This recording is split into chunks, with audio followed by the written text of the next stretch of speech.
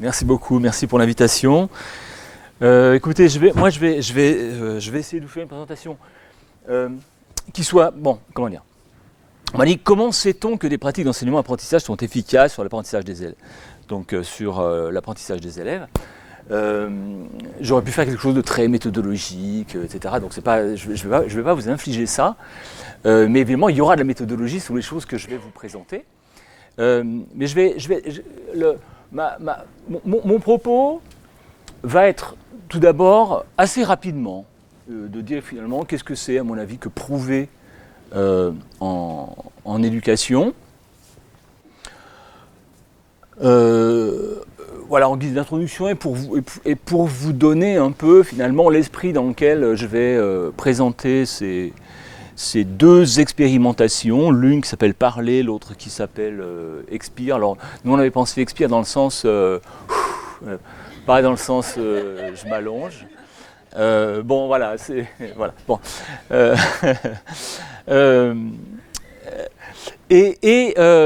Voilà. Et ces expérimentations, évidemment, seront des mises en forme, des illustrations, des principes que je vous aurai donnés ici. N'hésitez pas à intervenir dans le cadre de ma présentation si, voilà, si une chose n'est pas claire ou si vous trouvez qu'il y a un commentaire à faire. Alors, de manière assez rapide, prouver en éducation, apporter la preuve, apporter la monstration, plutôt que la démonstration, je réserve le mot démonstration aux mathématiques, mais la monstration que quelque chose marche mieux qu'autre chose. Qu'est-ce que ça veut dire finalement? Qu'est-ce que ça veut dire?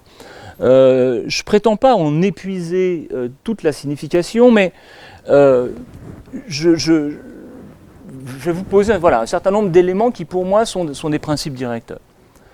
Tout d'abord, il n'y a pas de spécificité logique, c'est bien logique, du monde éducatif. Le monde éducatif fait partie du monde social et ce qui est vrai ou logique dans le monde social doit également être vrai ou logique dans le monde éducatif.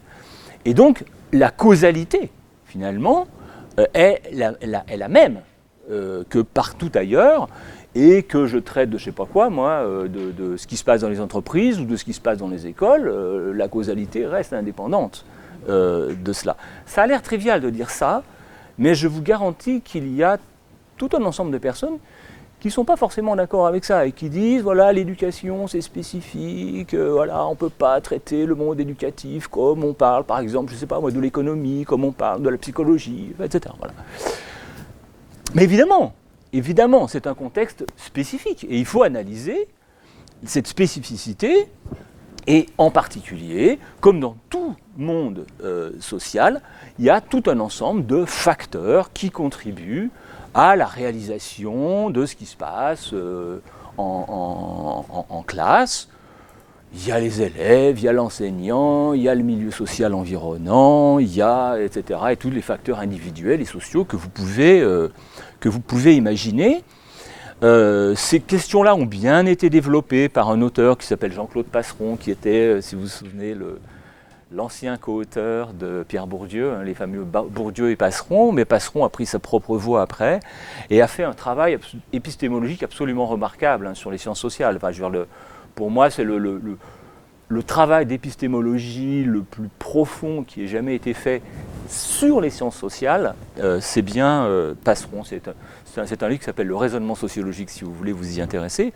Et il a montré quoi? Il a montré que, et bien sûr, décrire le monde social, c'est aussi l'historiciser. L'historiciser, c'est-à-dire le replacer dans un contexte historique, économique, social, donné, qu'on ne peut pas vraiment s'en affranchir. Ça ne veut pas dire que les phases d'expérimentation, de modélisation, ne sont pas absolument fondamentales. Il le dit explicitement, il faut faire ça. Simplement, il dit, on n'est pas tout à fait comme dans le monde physique, par exemple, où, lorsqu'on fait une expérience, on est à peu près persuadé qu'on a pu contrôler tous les facteurs influents dans l'expérience elle-même. Si j'étudie la corrosion des métaux, par exemple, et que je sais que ça dépend du milieu gazeux et de la température, ça, je peux le contrôler. Et dire, voilà, mon résultat que j'ai obtenu là, il sera valable à New York, à Katmandou, enfin, à Tokyo, où vous voulez. Ce n'est pas tout à fait le cas dans le monde social, parce qu'il y a toujours cette contextualisation. Si je vous dis, par exemple, la taille des classes a un impact sur les acquisitions des élèves. Il faut mieux que la taille des classes soit relativement réduite. Bon, ben, encore faut-il que je précise sur quels apprentissages, auprès de quels élèves, de quel niveau, et de quelle réduction je parle. Moi, j'ai un étudiant qui, il y a de ça quelques temps, c'est un étudiant tchadien qui a fait une thèse sur la taille des classes au Tchad. Ben, figurez-vous qu'au Tchad, au lycée, une classe de petite taille, c'est 50-70 élèves.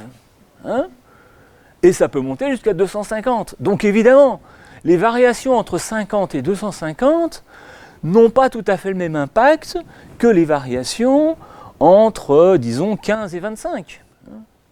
De toute façon, dès lors que vous dépassez 100, voilà, ils n'entendent plus rien. Donc vous pouvez même en mettre 500, ça ne changera rien, vous voyez, enfin, ou pas grand-chose. Voilà. Donc il y a quand même cet aspect-là qu'il ne faut jamais oublier. Et même si on a des méthodes expérimentales, et même si on a des méthodes statistiques très sophistiquées, il y a quand même toujours cet élément-là qui fait que la généralisation fait toujours partie de la question sociale.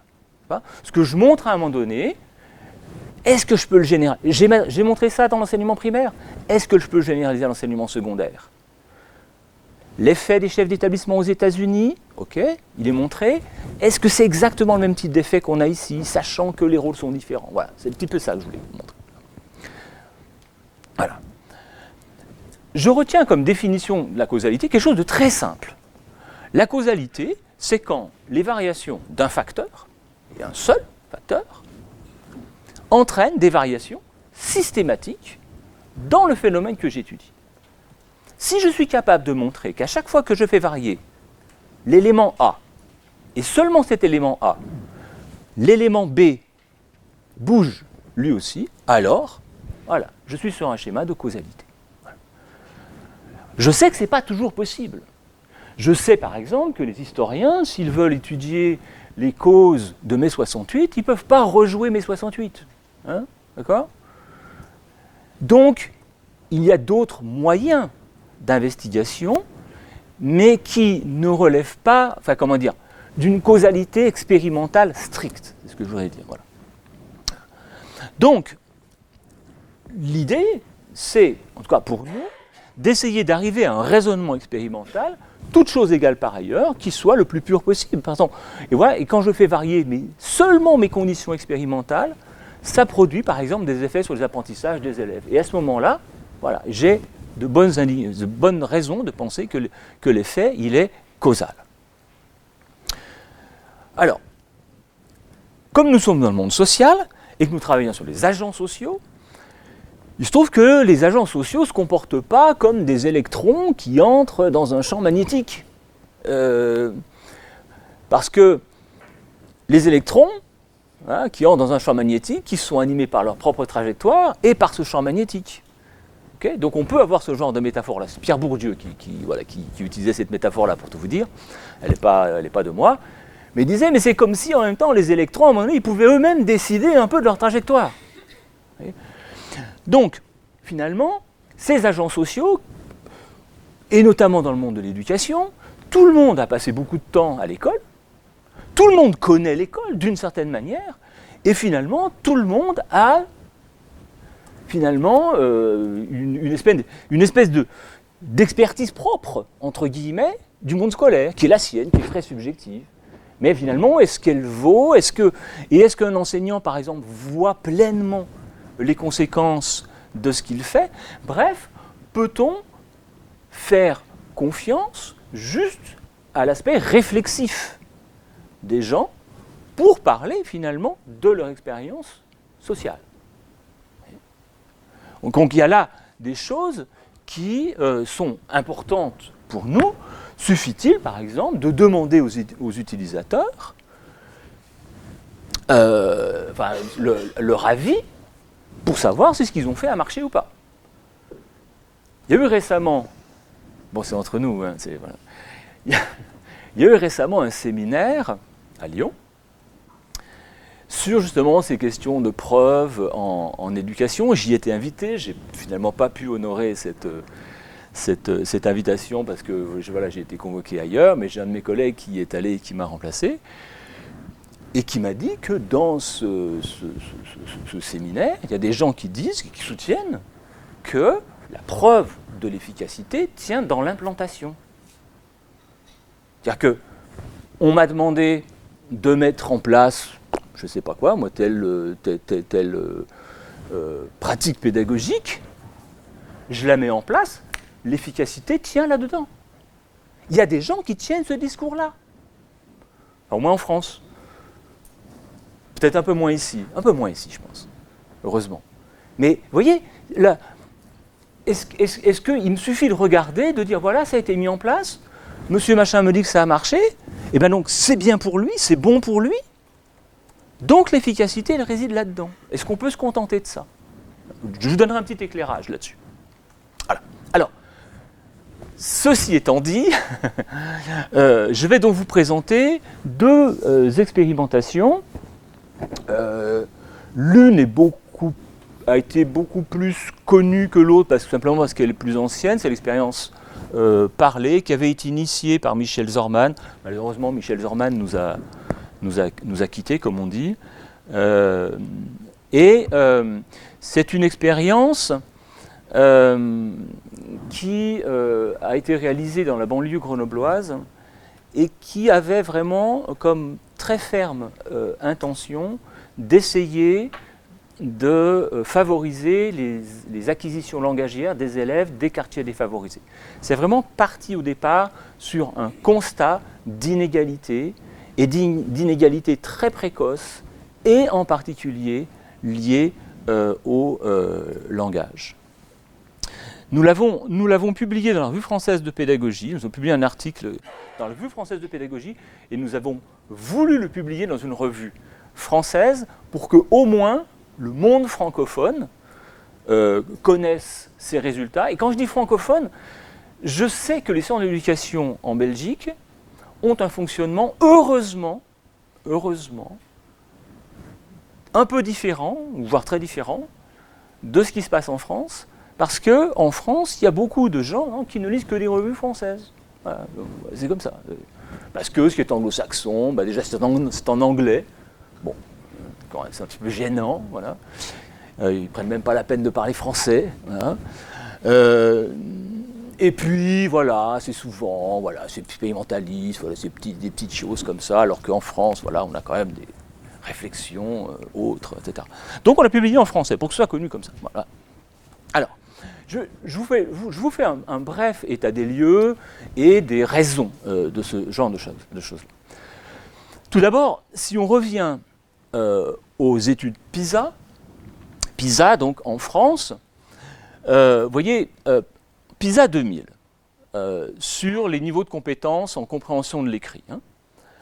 En France, 15% des élèves étaient en dessous du niveau 2, vous savez, le niveau 2, c'est les niveaux très, très bas, en dessous du niveau 2, en 2000. 20% en moyenne dans les pays de l'OCDE. Mais regardez, vous voyez, en 2009, on est à 19,8. En 2015, on est à 21,5. Le système français est marqué par beaucoup d'inégalités, et ces inégalités s'accroissent inexorablement. Les élèves défavorisés, en difficulté, sont de plus en plus nombreux, et ils sont de plus en plus faibles. Je vous montre une autre étude qui vient, elle, alors de données nationales, françaises. On ne peut même pas douter que ça soit dû à la malignité de PISA et de l'OCDE qui fait pas plaisir aux Français et aux francophones. C'est l'évolution des performances en lecture, donc sur les mêmes items qui ont été reproduits à 20 ans d'intervalle. Donc en 87, En 97, en 2007. Donc en bleu, vous avez la distribution des acquisitions, bon, une vague courbe de Gauss, hein, vous voyez, qui est centrée sur 0, donc c'est centré réduit. Voilà, hop, comme ça. En 97, 10 ans plus tard, ça ne change pas beaucoup. Et vous voyez, en 2007, la courbe jaune, elle est nettement décalée vers la gauche. En 2007, les élèves sont clairement moins bons qu'ils ne l'étaient 10, 20 ans auparavant. Et vous avez ici l'évolution par catégorie sociale. Bon, on ne va pas toutes les détailler. Prenez juste en jaune les cadres. Les cadres, ils baissent un petit peu, mais quand même globalement, ils se maintiennent à peu près. Voyez. Pour tous les autres, c'est la chute, une chute assez vertigineuse, ce qui fait que, au bout du compte, non seulement le niveau moyen a baissé, mais les écarts sociaux se sont accrus. Donc voilà la solution. La solution, non, c'est pas la solution. Enfin, la solution, on verra après. Donc la situation du système éducatif français actuellement. Donc, parler est aussi une action fondée sur ce genre de constat terrible. Ce qu'on sait, c'est que, bien évidemment, l'acquisition du langage, qu'elle soit orale ou écrite, est fondamentale pour la réussite des études ultérieures. Ce qu'on sait, c'est que ces différences de compétences de langage, elles naissent, on les repère très rapidement, dès 18 mois. Dès 18 mois, les médecins ont montré ça. Zorman était un médecin. On montre ça. 18 mois et jusqu'à 4 ans, déjà les choses se creusent, sont déjà là.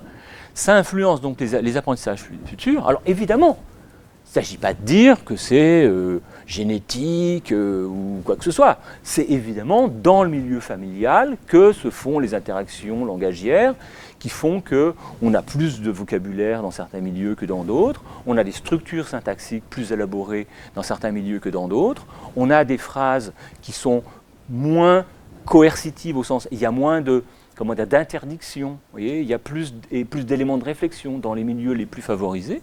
Tout ça, évidemment, a un impact sur le développement langagier. Donc parler, c'est une expérimentation qui vise à favoriser les acquisitions langagières dans les zones défavorisées. Et pour ça, on a mené un travail donc de mise en place de pédagogie spécifique depuis la grande section de l'école maternelle jusqu'à la 2e année élémentaire. Donc il y a un suivi de 3 ans de ces élèves-là. Donc les écoles sont des écoles défavorisées, Grenoble, Fontaine, Échirolles, l'agglomération grenobloise, qui ont été choisies parce qu'elles avaient, à l'époque, il y avait des évaluations nationales au niveau de la 3e année élémentaire en France, et ces écoles avaient des résultats particulièrement bas. On a fait une allocation aléatoire, soit dans le groupe témoin, soit dans le groupe parlé, sans que les enseignants soient volontaires. Simplement, on avait l'autorisation des autorités académiques et l'autorisation des municipalités. Voilà. Et donc, on est allé dans les écoles, on leur a dit, écoutez, voilà, on est content de vous apprendre que vous faites partie d'une expérience. Alors, pour certains, on leur a dit, vous n'aurez rien de spécial à faire. Voilà. Donc, ils ont dit, une expérience où on ne fait rien, nous, on veut bien. Voilà. Et puis, les autres ont eu peur. Ils se sont dit, mais qu'est-ce que vous allez nous faire faire? Je dis, attendez. On va prendre le temps de construire avec vous, on arrive, on a des principes, on a des éléments, par exemple, on sait à peu près comment enchaîner les éléments phonologiques, etc.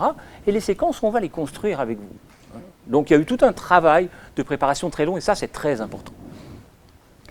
Donc, c'est quoi ce programme? C'est un enseignement explicite, systématique du code alphabétique, donc dès la maternelle. Et la maternelle, en France, on n'est pas censé apprendre à lire, mais on est censé préparer l'apprentissage de la lecture. Et dans un contexte pédagogique qui va valoriser la lecture. On va avec les élèves leur présenter des textes. Enfin, je sais bien que ça se fait dans toutes les écoles maternelles, mais là, de façon encore plus systématique. Travail sur la conscience phonémique, développement des connaissances phonologiques, avec tous les aspects de combinatoire, Alors, les ateliers de fluence de lecture, bon, ça c'est venu évidemment plus tard, hein, au niveau du CP et du CE1. Quelques ateliers de production d'écrit, et même un travail sur une orthographe un peu plus systématique, même si évidemment on ne donnait pas de règles extrêmement formelles, évidemment, dès le CP par exemple. Voilà. Et un travail explicite sur la compréhension. Compréhension orale évidemment en maternelle, puis ensuite petit à petit compréhension écrite, et aussi avec quelques exercices de lecture partagée. Donc le travail de compréhension explicite, c'est un travail sur les spécificités du langage écrit. Donc, on va notamment travailler, mais je vais vous illustrer cela, sur les connecteurs entre les phrases. Selon que deux propositions sont liées par et, par ou, par mais, par donc, est-ce que ça a les mêmes conséquences? Qu'est-ce que ça veut dire, etc., etc. Et on sait qu'il y a des choses qui sont difficiles, qui sont des problèmes, justement, de la compréhension. Tout ce qui est de l'ordre des anaphores, par exemple, alors les anaphores, ce sont les reprises. Par exemple, si je vous dis Paul est à la maison, il fait ses devoirs, le « il » est une anaphore. Il faut comprendre que le « il », c'est Paul, j'ai dit Paul, c'est ça, oui, bon. Voilà. Et parfois, c'est plus compliqué, parce que le pronom peut être placé un petit peu plus loin, ou il peut y avoir deux personnages. Juliette pousse Thomas, non, j'aurais dû dire Juliette pousse Marie, elle a mal. Le elle, c'est qui? Vous voyez, bon, voilà. Bref, on va travailler là-dessus. Et pour ça, alors on a organisé les classes en petits groupes interactifs, ce qu'on appelait des groupes de besoins, entre guillemets. On avait des évaluations précises, des acquisitions, des compétences des élèves, et puis en fonction de ce qu'on voyait, de petites difficultés, de choses comme ça, on les mettait en groupe, et puis on allait travailler un petit peu spécifiquement avec eux. Et au bout du compte, vous voyez, 6 heures par semaine en petits groupes. Alors, le groupe 4, qui était le groupe le plus en difficulté, sur le besoin particulier, on n'a pas fait des groupes de niveau fixes et qui ne bougent pas. C'était, voilà, par exemple, à un moment donné, un élève, par exemple, avait des difficultés, par exemple, avec les rimes, par exemple, supprimer des rimes. Eh bien, on travaillait spécifiquement ça avec lui et les quelques élèves qui avaient la même difficulté. Et on arrive au bout du compte, finalement, au bout des 3 ans, à, vous voyez, 150 à 200 sessions par élève. Donc, c'est quand même assez massif. Et on donnait aux enseignants des outils d'évaluation précis, trimestriels, pour qu'ils puissent voir, effectivement, où en étaient les élèves. Alors, excusez-moi, ce sera la seule diapo en anglais. En fait, j'ai pas eu le courage de la retraduire. Mais voilà, par exemple, comment on peut travailler avec des enfants de 5 ans, qui ne maîtrisent pas l'écrit, sur la compréhension du langage. Par exemple, on peut leur faire détecter des incohérences. Par exemple, si on dit, allez, c'est l'heure d'aller à l'école, papa et maman conduisent Anthony. Et on montre cette photo-là. Et on demande à des élèves de 5 ans de nous dire si cette phrase, si cette image correspond à la phrase qui a été dite. Et pour les enfants de 5 ans, c'est pas si facile que ça. Parce que papa et maman, ils sont là. Et puis, Anthony, il est là aussi. Et puis, il y a bien une voiture. Ah oui, mais manifestement, bon, une petite épuisette, il y a des valises. Il ne semble pas aller à l'école. Et puis, est-ce qu'ils sont en train de le conduire à l'école? Ben non, ils ne sont pas en train de le conduire à l'école. Peut-être qu'ils vont le conduire quelque part, mais pour l'instant, ils ne sont pas en train de le conduire quelque part. Vous voyez ? On peut aussi travailler sur l'interprétation des connecteurs. Par exemple, aux élèves, on leur présente 3 images, comme ça. Et puis on leur dit, Guillaume a très soif, il ouvre une bouteille de jus de fruits, puis il remplit son verre avant de le boire. Il y a un puis qui est un avant. Voilà. Et donc, bien sûr, vous avez compris, il s'agit de faire ranger dans l'ordre ces images-là de manière à ce qu'elles correspondent à la phrase. Donc, bon, je ne vais pas vous faire l'affront de vous demander dans quel ordre vont ces images-là, mais évidemment, il faut comprendre que d'abord la bouteille elle est fermée, qu'il faut l'ouvrir, qu'ensuite on verse et qu'ensuite on boit, quoi. Voilà. Bon. De la même manière, on peut déjà les initier à ce qu'on appelle le modèle de situation. Vous savez, des phrases, un texte, c'est essayer de trouver quel est le modèle de la situation qui est décrit dans cet écrit. Donc, par exemple, allez, dit papa à Lucie et à Tony, installez-vous sur le banc, je vais vous prendre en photo. Quelle est la photo qui correspond à ce texte-là? Et là, on fait discuter les élèves entre eux, on leur dit, alors, et toi, ton avis, et toi, et voilà. Puis on dit, allez, essayez de vous mettre d'accord. Et bien évidemment, je vais vous prendre en photo, il n'est pas en train de les prendre en photo. Là, vous voyez, il y a le flash. Bon, là, évidemment, on a expliqué aux élèves ce que c'était qu'un flash, etc., etc. Vous voyez. Donc, on peut travailler spécifiquement cela avec des élèves. Mais évidemment, c'est explicite. C'est systématique, donc c'est régulier, c'est fréquent. Alors, tout ce dispositif ayant été mis en place, ayant été développé voilà, donc en grande section de maternelle, en première année élémentaire, en deuxième année élémentaire, qu'est-ce que ça donne? Alors, il n'y avait pas un très grand nombre de classes, il n'y avait pas un très grand nombre d'enfants, pour des raisons qui tenaient la difficulté de mettre en place cette étude-là. Et je tiens à dire que tout ce que je dis là a été suivi très régulièrement avec des conseillers pédagogiques qui avaient été formés spécialement pour ça, par les chercheurs qui allaient dans les classes. Tous les tests que je vais vous présenter sont des tests qui ont été passés individuellement auprès de chaque élève, donc une grande qualité de données. Voilà. Donc on a fait des évaluations, alors en grande section, en CP, au début du CE1, à la fin du CE1, donc CE1 c'est la deuxième année élémentaire. Hein. Voilà. Et on a évidemment d'abord voulu cerner le niveau d'acquisition d'entrée des élèves, et évidemment mesurer leur niveau d'acquisition en sortie. Alors on a pris beaucoup de choses. La logique verbale et non verbale à travers les épreuves de la WIPSI ou du WISC. On les a testés en vocabulaire, en compréhension orale, en production de langage, en phonologie, et à la fin même on a ajouté les évaluations nationales de CE2. Passation individuelle, donc sauf pour les évaluations nationales. Et évidemment, on avait récolté tout un ensemble de renseignements sociodémographiques et même médicaux. On avait par exemple le nombre de semaines d'aménorrhée. Hein, donc voilà, on savait si un enfant était prématuré ou pas, on savait combien de temps il avait passé, par exemple, à l'hôpital, on savait, enfin, etc. etc. Hein, donc même au niveau visuel, voilà. Les groupes étaient très semblables au départ sur toutes les habiletés mesurées. Alors, on a eu une assez forte attrition. Évidemment, sur 3 ans, vous perdez des élèves. En plus, de la maternelle à l'élémentaire, ce n'est pas forcément le même groupe scolaire. Donc, bon, voilà, je ne vais pas rentrer dans la méthodologie, mais ça pose effectivement un certain nombre de problèmes. On s'est assuré néanmoins qu'il n'y avait pas de biais de sélection. C'est-à-dire que la probabilité de disparaître ne différait pas entre le groupe expérimental et le groupe témoin. Alors, je vais vous présenter les résultats. Les résultats, du coup, en fin de CE, au bout de 3 ans. Donc.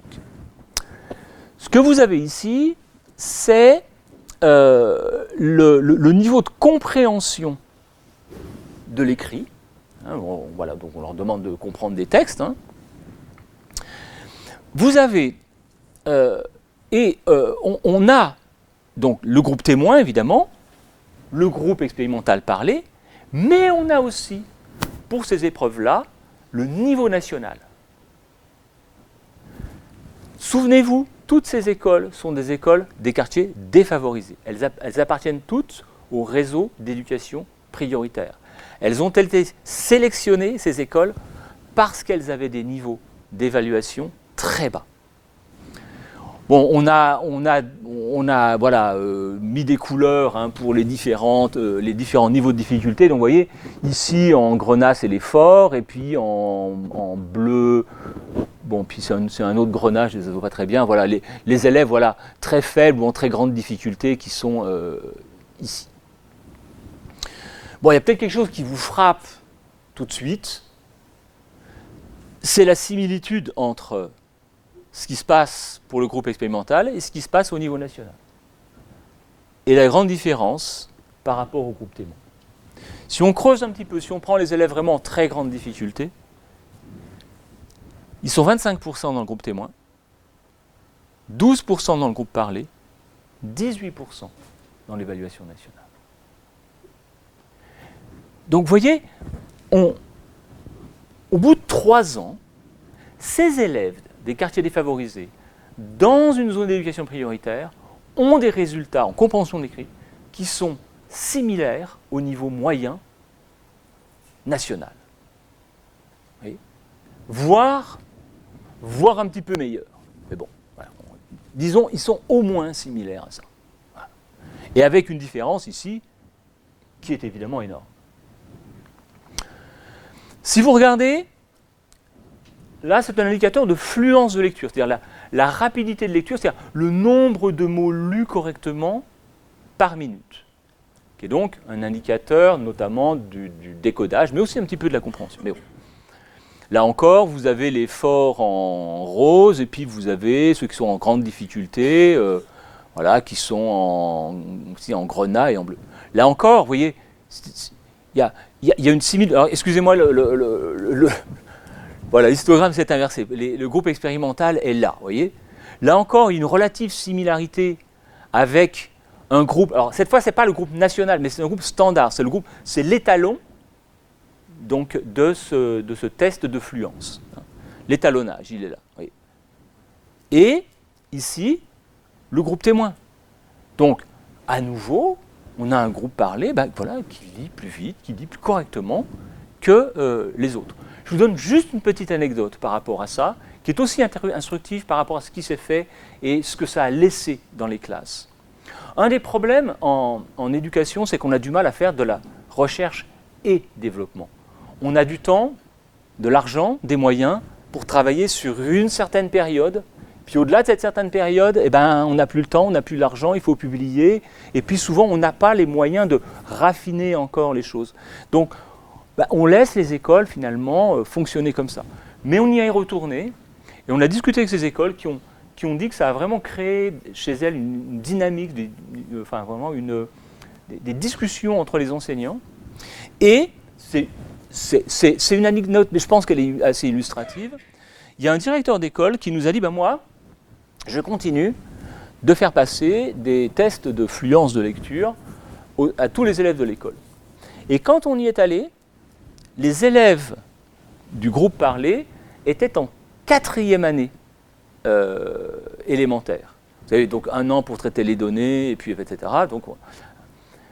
Et ce qu'il nous a dit, c'est que donc, les élèves de 4e année élémentaire lisaient plus vite que les élèves de la même école qui étaient en 5e année.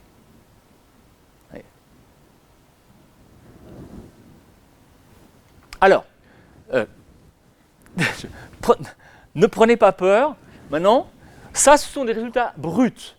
Après tout, vous pouvez me dire, oui, mais peut-être qu'ils étaient aussi un petit peu différents, les mini-différences de départ, ça, vous n'avez pas contrôlé le niveau, etc. Si, voilà, on va le faire. Hein, et donc, on contrôle. Alors moi, ça me gêne un peu le truc là, mais oui, donc on contrôle le mois de naissance, la catégorie socio-professionnelle du père, on contrôle la capacité attentionnelle au départ, on contrôle les connaissances préscolaires, la production syntaxique, la conscience phonologique, etc., la compréhension de phrases, etc. Ah, je vois qu'il y a un petit décalage. La logique non verbale mesurée par la WIPSI, la logique verbale contrôlée par la WIPSI, bref, tous les éléments qu'on avait au départ. D'accord ? Et on teste donc l'effet du groupe expérimental sur les mesures qu'on a en fin de CE1. Compréhension lecture, orthographe, compréhension de phrases écrites. Ça, c'est le test Écosse. Je ne sais pas si vous le connaissez. C'est par exemple, on dit je sais pas quoi, le monsieur pousse la dame. Et puis, il y a 4 dessins, il y a un monsieur qui pousse une dame, il y a une dame qui pousse un monsieur, il y a une petite fille qui pousse un petit garçon, enfin, etc., etc. Et il faut trouver la bonne phrase. Donc, c'est un test de morphosyntaxique. L'affluence de lecture de texte, le vocabulaire mesuré de 2 façons, alors à la fois ce qu'on appelle en étendue et en profondeur, la logique non verbale mesurée par le WISC, et la logique verbale mesurée par le WISC. Alors, je suis désolé, mon trait rouge, il n'est pas au bon endroit, mais les résultats sont ici. Vous voyez, groupe expérimental. Ce que vous voyez, c'est qu'il y a des étoiles partout, donc tout est significatif. Hein, et les tailles d'effets sont là. Donc, compréhension lecture, le groupe parlé est à 0,5 écart type au-dessus du groupe témoin. En orthographe, 0,28 écart type au-dessus. En compréhension de phrases écrites, 0,9 écart type au-dessus. Fluence de texte, allez, 2 tiers d'écart type au-dessus. Vocabulaire, 1 tiers d'écart type au-dessus. Logique non verbale, 0,45 écart type au-dessus. Logique verbale, 0,63 écart type au-dessus. Dans toutes les dimensions évaluées, les élèves du groupe parlé sont au-dessus des autres. Et vous voyez, ça varie en gros entre 30% d'écart type et 90% d'écart type. Ce qui sont des valeurs importantes. Alors, si vous les rapportez à 3 ans, c'est pas si magique que ça, vous voyez. C'est pas, voilà, c'est pas les effets à la John Hattie, 0,40, c'est un effet moyen. Enfin, je me demande toujours comment il arrive à trouver ça, mais bon, enfin, mais bon, oubliez cette remarque. Voilà, ça n'a rien d'extraordinaire dans les faits. Mais on voit bien que ça pèse énormément au bout de 3 ans. Donc, ouais, bon, là, c'est juste une toute petite animation, je me suis amusé, excusez-moi. Hein. Voilà. C'est comme si le groupe témoin était là, hein, sous l'hypothèse de normalité des résultats. Voilà. Et par exemple, pour la compréhension de texte, hein, sur le test de l'Écosse, voilà. C'est-à-dire que le groupe parlé, il est là. Le groupe témoin, il est là. Et, évidemment, la médiane, sépare les 50% les plus forts des 50% les moins forts. Mais à quoi correspondent les 50% des plus forts ou les 50% des plus faibles du groupe parlé? Eh bien, regardez. Et ils sont 81%.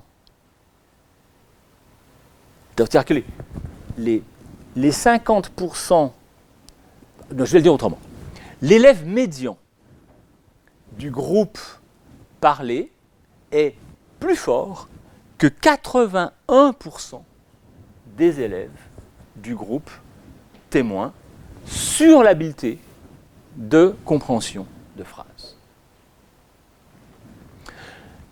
Je vous ai traduit cela pour chacun des tests. Hein, voyez. Donc, vous voyez, par exemple, donc, ce que je vous ai montré, c'est ça. Hein, la compréhension, voilà, sur l'Écosse, l'estimation, c'est 0,89 écart type. Donc, l'élève médian du groupe parlé est plus fort que 81% des élèves du groupe témoin. Donc, sur les épreuves nationales, vous voyez, il est plus fort que 70% ou 61% des élèves. Sur le vocabulaire, il est plus fort que 64%. Sur le QI performance, 68%, etc., etc. Oui. Donc, ce sont des effets qui ne sont vraiment pas des effets mineurs. Même si, évidemment, je le répète, ce sont des effets qui s'obtiennent au bout de 3 ans. Hein. Alors, en plus, il y a peu d'effets d'interaction. Donc, globalement, ce dispositif parlé, il bénéficie à peu près à tous les élèves de la même façon. Ça va? Je ne vous ai pas perdu. Ok. Donc, je vais maintenant vous présenter une autre expérimentation. J'ai le temps? Oui. Oui. Euh, donc celle qui s'appelle Expire, et qui cette fois porte sur les mathématiques. C'est à nouveau une expérience randomisée, mais cette fois de beaucoup plus grande ampleur. Vous allez voir, on a une centaine de classes. Donc pour l'apprentissage de notions mathématiques à l'aide d'un dispositif numérique qui en l'occurrence est le logiciel qu'on appelle le logiciel Scratch, qui est un logiciel gratuit qui a été développé par le MIT. Peut-être certains d'entre vous le connaissent, il est assez utilisé dans les classes. Et donc nous, on a mis en place donc, aux 4e et 5e années scolaires, donc des élèves de 9-10 ans, des séances d'enseignement de notions mathématiques avec ce logiciel Scratch. Alors, là encore, petit état des lieux en mathématiques. L'apprentissage des mathématiques en France devient un gros sujet. Pourquoi ? Parce qu'à l'enquête Teams 2016, nous étions parmi les pays européens les derniers en maths et les avant-derniers en sciences.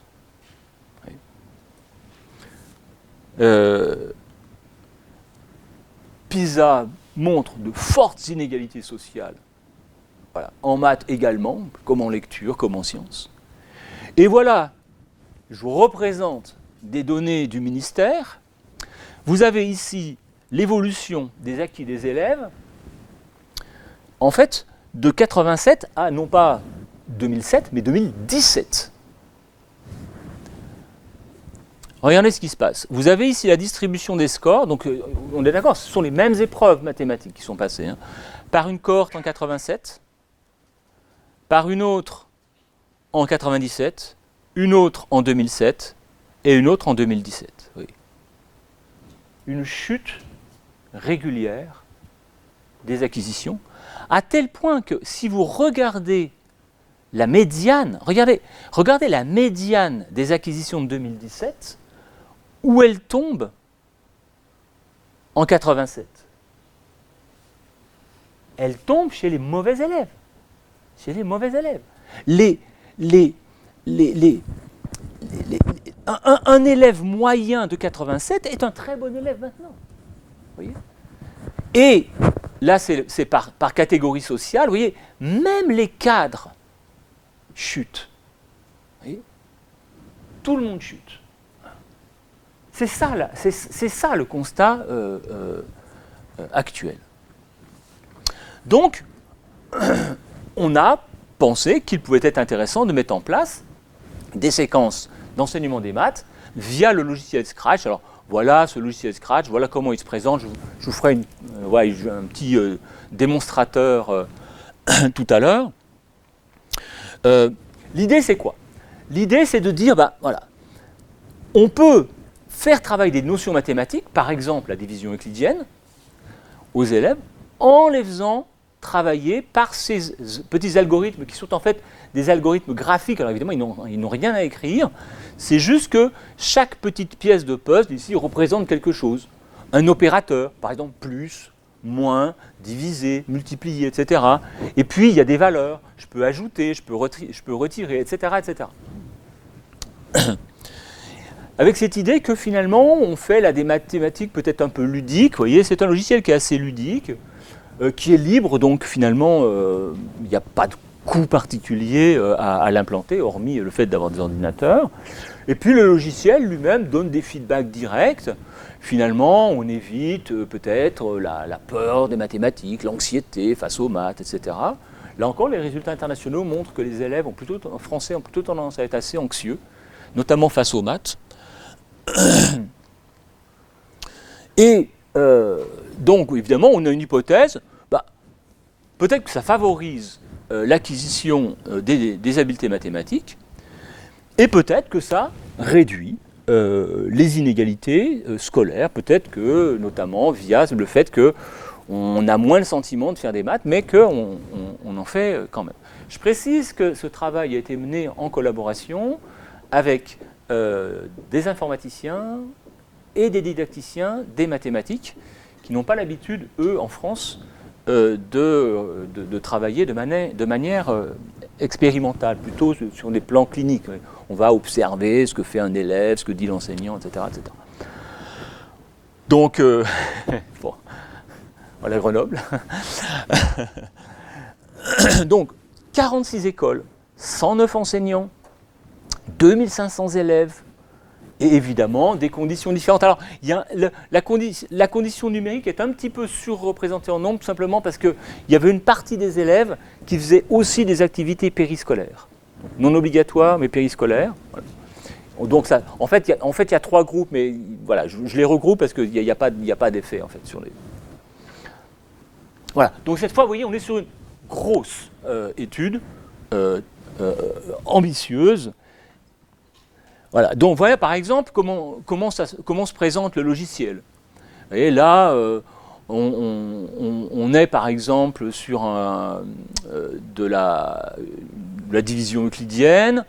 Donc, on peut prendre un bloc, on peut faire répéter, par exemple, s'il faut arriver, vous voyez, à une certaine valeur, comment on peut faire, vous voyez, enfin, comment dire, étape par étape, vous voyez. Donc, là, finalement, les élèves, par groupe de 2, construisent leur algorithme, ensuite, ils l'exécutent, ça donne un résultat. Ensuite, on fait traduire ça par une écriture mathématique. Voilà. Donc voilà le principe. Je ne vais pas développer évidemment trop ici. Voilà.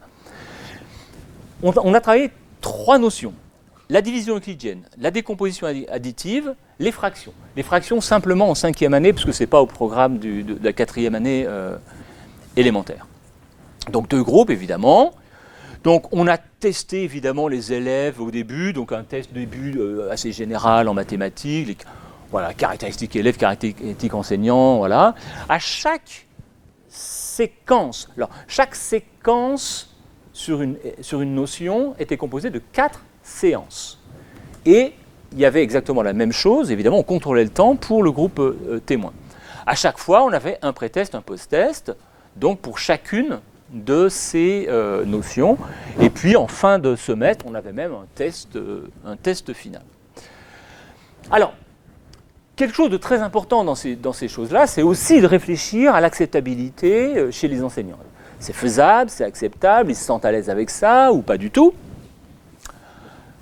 Bon, donc on vient aux avis. Voilà, vous avez compris. Voilà. Donc, après la formation, est-ce que les enseignants ont l'impression de maîtriser la séquence de division euclidienne? Je précise que, évidemment, ils ont été formés à la fois sur les notions mathématiques à enseigner, la façon de les enseigner, et ils ont été formés également sur Scratch. Et le groupe témoin a reçu évidemment la formation sur les notions, mais évidemment n'a pas eu la formation sur Scratch, à proprement parler. Vous voyez, regardez, oui, ils maîtrisent plutôt ou tout à fait, vous voyez. Voilà. Bon, ça va. Est-ce qu'ils ont l'impression de maîtriser la séquence décomposition des nombres entiers? Oui, plutôt. La séquence fraction? Oui, plutôt. Résolution de problèmes? Oui, plutôt, etc. Après la formation, est-ce qu'ils ont une maîtrise suffisante de Scratch? Donc pour le groupe témoin. Bah. Oui, plutôt. Voilà. Bon, voilà. Alors, on interroge ensuite les enseignants sur les élèves. Est-ce que les élèves sont motivés pour les séances avec ordinateur? Regardez. Wow, tout à fait d'accord, tout à fait d'accord. Oui, les élèves sont motivés. Ils développent plus de motivation pour les séances de maths avec ordinateur qu'avec les séances traditionnelles. Plutôt d'accord, tout à fait d'accord, vous voyez. Bon, voilà, encore. Bon. Ça permet de travailler le sens des notions mathématiques. D'accord, tout à fait d'accord, plutôt d'accord, etc. Ça présente l'intérêt spécifique d'amener certains élèves en difficulté à s'impliquer davantage dans les activités scolaires. D'accord, tout à fait d'accord. Oui. Bref, selon l'avis des enseignants, le dispositif déjà fait preuve d'une bonne acceptabilité, ils sont contents, voilà, ils sont contents de la formation, ils sont contents de l'avoir mis en place, ça favoriserait la motivation des élèves, l'acquisition du sens des opérations, et même ça favoriserait l'engagement des élèves en difficulté. Ben voilà, je peux arrêter là ma présentation. Donc ça marche.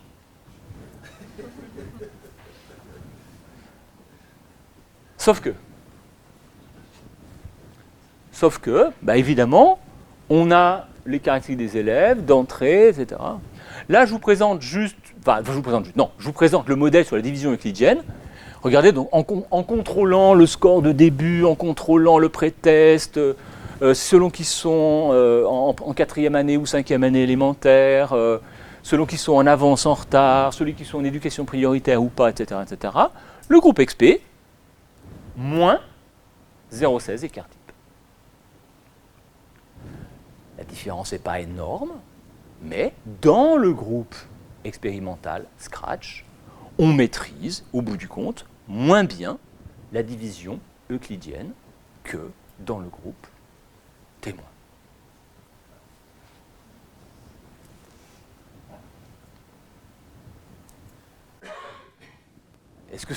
Est-ce que c'est juste la division euclidienne? Mais non. Décomposition additive, moins 19, moins 0,19 écart type. Les fractions, moins 0,22 écart type. On avait une hypothèse, ça améliore les acquisitions mathématiques. Ben non. Non. Non. On avait une autre hypothèse. Peut-être que ça peut réduire les écarts. Donc là, on s'est dit, mais est-ce qu'il n'y a pas des interactions avec le niveau initial? Est-ce qu'il n'y a pas des interactions avec le fait que les élèves soient en avance, en retard ou pas? Est-ce qu'il n'y a pas des interactions avec l'éducation prioritaire? Non significatif, non significatif, non significatif. Le dispositif ne réduit pas les inégalités scolaires. Il fait, en moyenne, baisser baisser, par rapport évidemment au groupe témoin, les acquisitions mathématiques. Alors, évidemment, on n'est pas content avec ces résultats-là.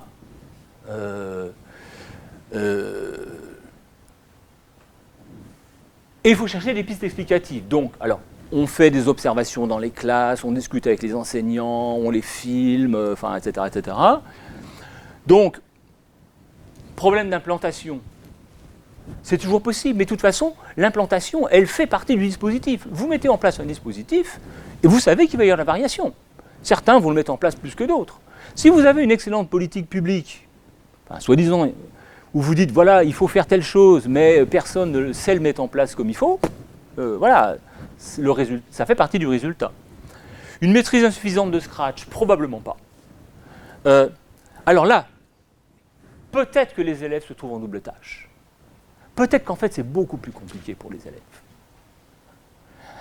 Ils doivent travailler algorithmiquement, ensuite ils doivent faire la conversion sur papier, mathématiques, la transcription, l'algorithme, les maths, etc.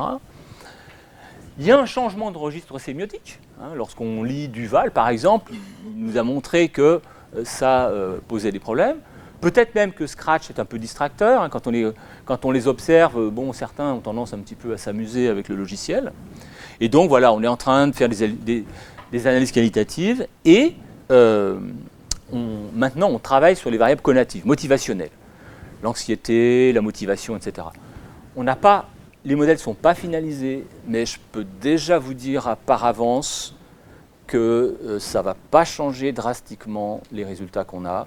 Il ne semble pas qu'il y ait d'effet bénéfique sur les aspects cognitifs. Voilà. Donc, pour revenir à notre propos initial, comment sait-on qu'un dispositif marche, qu'il fait bien apprendre les élèves? Eh bien, suffit-il de demander aux participants? Ben non. Non. Et là, on est en train de travailler avec le rectorat et l'inspection académique pour leur dire arrêtez de vouloir diffuser ça partout. Parce qu'eux, ils sont contents. Ils disent ah, les enseignants sont super contents. Ils ont une super formation, ils sont contents, ça marche bien. On le diffuse. On dit non, non, non, non. L'évaluation montre que. Voilà. Donc, bien sûr, il faut des méthodes rigoureuses d'investigation et d'évaluation. Et alors là, je ne fais que l'esquisser, mais voilà, après, comment passe-t-on finalement d'échelle petite, parler c'est une petite échelle, à une plus grande échelle, voilà. Et même Expire, qui était à un certain niveau d'échelle déjà plus étendu, mais comment déjà l'améliorer, et si on réussit à l'améliorer, comment essayer de le démultiplier. Voilà, ça c'est un autre problème. Voilà. Bon, je m'arrête là.